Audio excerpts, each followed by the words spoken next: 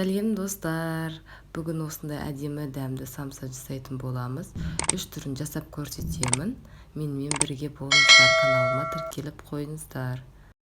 Керек заттарымыз: ең алдымен ұнымыз, жұмыртқамыз, сары майымыз, сүтіміз, майонез и аштыққа керек болады. Фаршымызбен пиязды қосып дайындап аламыз. Тоже міне дрожжымызға, аштығымызға кішкентай қасықпен қантымызды қосамыз да жақсылап араластырып аламыз.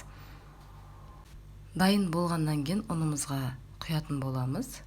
Бірінші осылай дрожжымызды құйып аламыз жақсылап.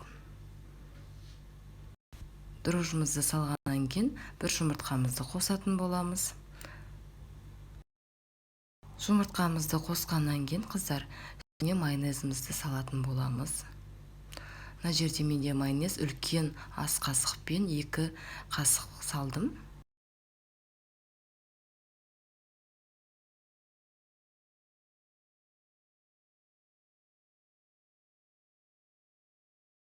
Майонезімізді салып болғаннан кейін сары майымызды құятын боламыз. Сары майымызды отта ертіп аламыз қыздар алдын ала.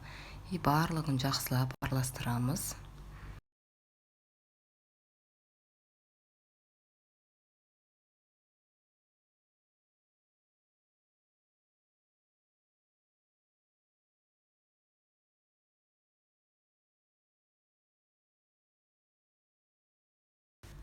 Осылай қыздар қолымызбен біріктіреміз. Барлығын жақсылап араластырамыз. Одан кейін барып сүтімізді құямыз. Сүтімізді құйып, барлығын жақсылап араластырып,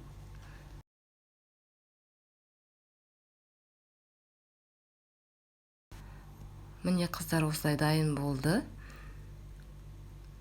Қолымызбен осылай жақсылап басып болғаннан кейін бір жарты сағатқа қойып қоямыз. Дрожжы қостық, кішкене көтерілу керек. Соны тосамыз, жылы жерге қойып қойыңыздар, бетін жауып. Міне осылай жасап аламыз. Барлығы бір келкі шығу үшін ең бірінші менде көрсететінім, сіздерге тюльпан жасап көрсетем. Тестамызды жайып аламыз оқтаудың көмегімен. Бір жанын кесетін боламыз пышақпен. Ең алдымен пышағымызбен кесіп аламыз да фаршымызды саламыз. Фаршымызды салып болғаннан кейін қыздар, міне шетінен бастап жақсылап айналдыратын боламыз. Аккуратно айналдырыңыздар. Қазір көрсетем қалай шығу керек. Жасау жолы өте оңай.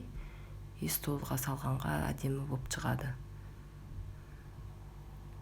Міне осылай айналдырып шыққаннан кейін қолдың көмегімен осылай жасап бір-біріне жабыстырамыз да.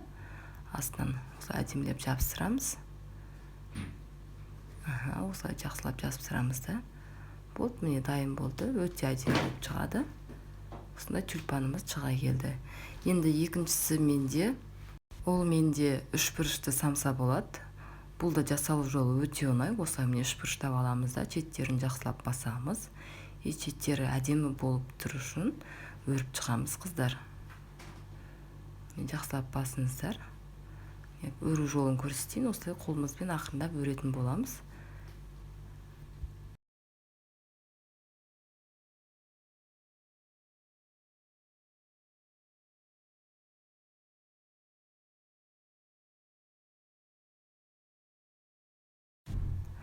Өру өте оңай қыздар, міне менде уже дайын болды. Тоже әдемі болып тұрады. Міне осылай. Ал енді үшінші самсамды көрсететін боламын. Тоже фарш саламыз да дөңгелек неге. И жан жағына осылай әдемілеп жабатын боламыз. Бұны да тоже өріп жасаймыз қыздар. Өте оңай и столда әдемі аккуратно көрінетін болады. Осылай айналдырып өре берсеңіздер болады. Қыздар, міне дайын болды. 3 түрлі самса жасадым. Бетіне жұмыртқамен сүтті араластырып жағып шығатын боламыз. Кунжутымызды саламыз. Міне духовкада 180 градуста 25 минутта дайын болады. Қыздар, міне дайын болды. Соңына дейін көргендеріңізге рахмет. Каналыма ұнап жатса тіркеліп қойыңыздар.